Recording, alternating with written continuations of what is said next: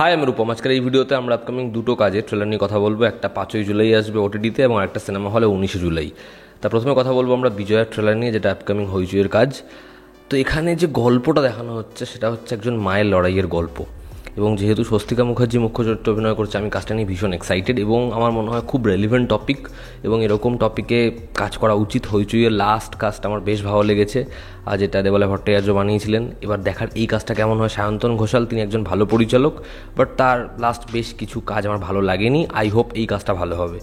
যেখানে ছেলে যাচ্ছে কলেজে পড়তে, সাডেনলি কলেজ থেকে ফোন আসে যে সে সুইসাইড করেছে। এবার এটা সুইসাইড না এটা মার্ডার, এর থেকে বেশি জানতে হলে আমাদের তো অপেক্ষা করতে হবে। তবে যেভাবে এই ট্রেলারটাকে দেখানো হয়েছে, যেরকমভাবে একজন মা সে সব কিছুর এগেনস্টে যাচ্ছে, যেখানে তার ছেলেকেই আলটিমেটলি কালপ্রিট বানিয়ে দেওয়া হচ্ছে, যেখানে টাকা দিয়ে পুরোপুরি বিষয়টাকে সিনারিওটাকে চেঞ্জ করে দেওয়া হচ্ছে, সেখানে সোশ্যাল মিডিয়া থেকে পাওয়ারফুল লোক তারা কীরকমভাবে বিষয়টাকে বিকৃত করছে, এই যে বিষয়গুলো, এটা আমার মনে হয় খুব খুব ইম্পর্ট্যান্ট দেখার।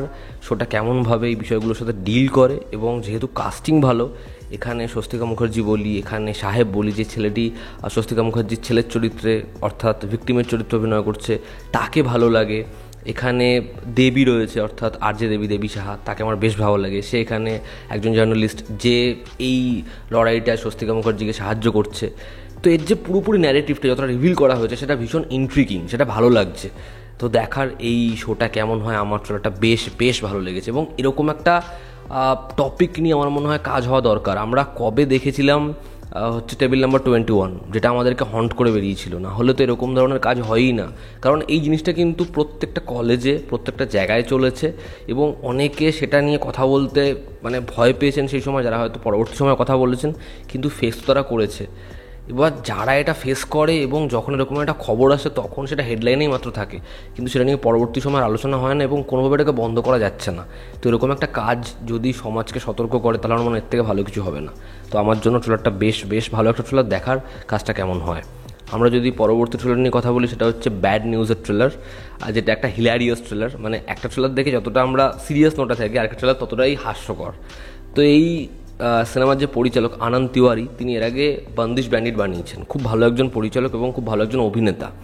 তো এখানে কাস্টিং খুব ভালো, এখানে ভিকি কৌশল রয়েছে, এখানে তৃপ্তি ডিমরি রয়েছে, এখানে আমি ভার্ক রয়েছে। তো এর যে গল্পটা সেটা তোমরা অলরেডি ট্রেলারে দেখেই নিয়েছো, যে তৃপ্তি ডিমরি সে ডাউটে রয়েছে যে তার বাচ্চার বাবা কে, এবং যখন সে বুঝতে পারছে দুজনের মধ্যে টাই হয়ে গেছে, তখন সে জানতে চায় বেটার বাবাকে। এবার এর যে ওয়ান লাইনারগুলো এবং যেরকমভাবে ট্রেলারটাকে চপ করা হয়েছে, সেখানে মূল গল্পটা রিভিল করে দেওয়া হয়েছে, কিন্তু এটা একটা ফান রাইড। এবং একটা গান, যেই গানটার জন্য ভাই আমি এই ট্রেলারটাকে পুরোপুরি গ্রিন সিগন্যাল দেবো, ওই যে মেরে মেহবুব মেরে সনম, ওই গানটা ট্রেলারে যেরকমভাবে আসে, এবং তারা যে অরিজিনাল ভার্সন ওটাকে ট্রেলারে ব্যবহার করেছে, ফলে খুব নস্টালজিক লাগে, শুনতে ভালো লাগে। এবং কয়েকটা জোকস দেখো, যখন ওই টাইগার তারপরে যখন ক্যাটরিনা এটার ওপর যেতে গেলে আমার ওপর দিয়ে যেতে হবে, বা একদম শেষে যে আমি কিন্তু চেন্নাই মেরে আর রণবীর কাপুর নয়, বলছে আমিও বাড়লি কি বরফি রাজকুমার রাও নয়, বলে আমিও মনমার্জি আর ভিকি কৌশল নেই, বলছে এই পার্সোনাল হবে না। তো এই যে জিনিসপত্রগুলো, এগুলো খুব মজাদার। একটা ছেলেকে ঢুকে বলছে তুই কী করিস, বলে আমি এখানে কাজ করি, বলে তুই এবার থেকে রেফারি, আমরা দুজন এখন পুশ আপ দেবো।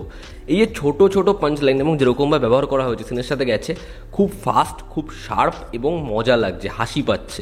এবং ট্রেলারটা যেরকমভাবে শুরু হয় সেখানেও মজা আছে, এবং যেরকম ট্রেলারের ওপরে তারা টাইটেল করেছে বাপ ট্রেলার, তা বিষয়পত্রগুলো খুব ভালো করে ওয়ার্ক করেছে। এবং ভিকি কৌশলকে বা অ্যামি ভর্টকে দেখতে ভালো লাগছে।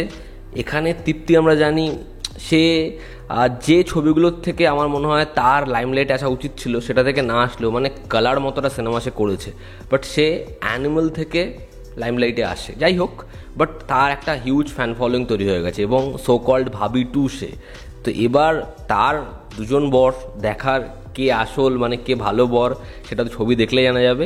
বাট ট্রেলারটার মধ্যে সেই মজাটা আছে, সেই ফাঙ্কি এলিমেন্টস রয়েছে, প্রত্যেককে ভালো লাগছে, জোকসগুলো সুন্দরভাবে ল্যান্ড করছে। তো এটা একটা ফান রাইড। গুড নিউজ এই মেকারের তরফ থেকে এসেছিল, রাজ মেহতা পরিচালনা করেছিল। গুড নিউজ খুব ভালো ব্যবসা করেছিল, 200 কোটির কালেকশন করেছিল, এবং সেই সময় অক্ষয় কুমারের টাইমটাও খুব ভালো ছিল, কিন্তু সেই ছবির কমেডি কিন্তু খুব স্ট্রং ছিল। এবং এই ছবিটা ডিরেক্টর সিকুয়াল নয়, বাট তারা ওরকমভাবেই জিনিসটাকে আনছে।